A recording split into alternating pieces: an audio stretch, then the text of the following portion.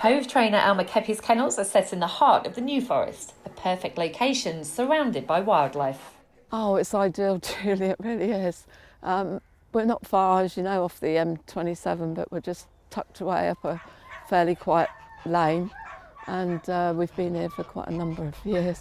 Since the 70s, I think the kennels have been here. So, yeah, neighbours are really good. They tolerate us well. And a lovely house, and of course on site, which is Oh, always it's so helpful, much isn't it? better, yeah. We did live next door for about 13 years. But we're fortunate enough to inherit the old 1930s bungalow that was there, and builders told us it was easier to pull it down and rebuild. So, like you say, it's really nice to be on site. Of course, you were a trainer at Poole for many years, and now at Hove since the closure of Poole. How do you find it? Are you enjoying Hove? Oh yes, I love Hove.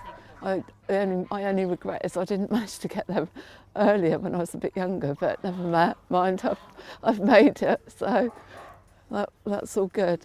How did you get into a life of greyhounds?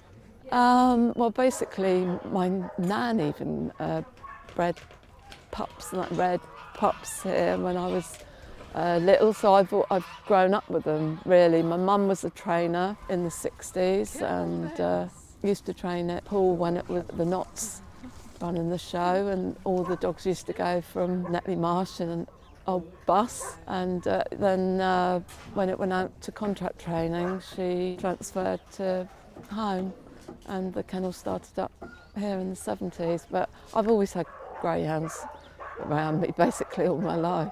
And you have bred some litters here yourself as well. You're based in Fletchwood Lane, so any Fletchwood prefix greyhounds are from you, but it's not something you really want to pursue going forward.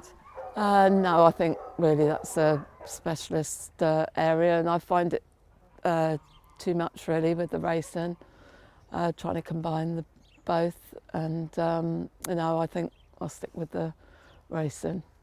We've seen a lot of happy dogs here today, but that includes Glenhead Angel, who I cannot believe, and I think the viewers will be interested to see, she broke her front leg quite badly 3 weeks ago from today, and there's no cast on.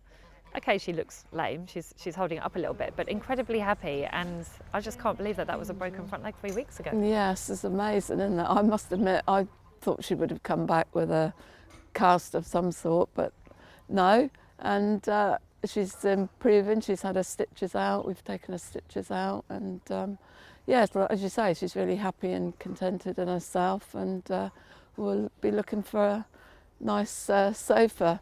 And she was operated on by a great vet, Martin Bennett, and it was part of the injury recovery scheme, which is proven to be working very well. That's right. Yes, yeah, it's great. And I actually own a tiny bit of her along with a couple of my owners. So yes, nice to know that she'll be finding a nice home at some point.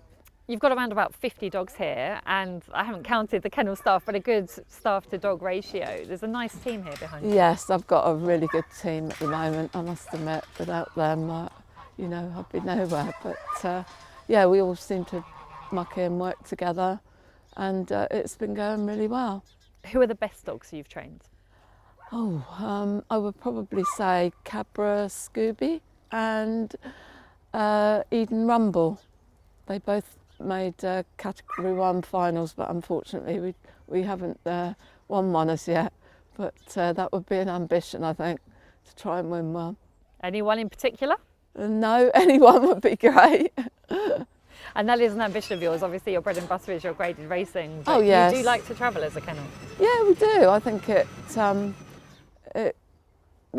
yes, it's nice. It's always nice to have a good dog in the kennel, and it makes you feel good if you do manage to get a winner when you go open racing. So I think it perks everyone up. So yes, yeah, that's a future ambition.